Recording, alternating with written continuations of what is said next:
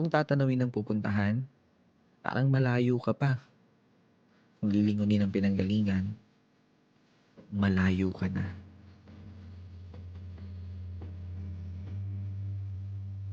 Kung titingin sa hakbang ng iba, parang naiiwan ka.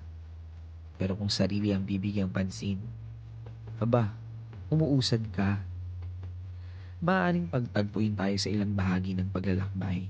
Pero ang totoo, kahit kailan, hindi naman talaga tayo magsasabay-sabay.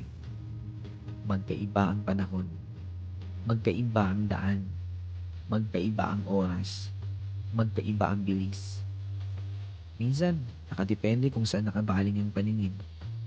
Pero isa lang ang sigurado, kahit mabagal, kahit pahinto-hinto, kahit nakakapagod, kahit nakakahapo, sa huli, makakarating. Huwag na huwag susuko.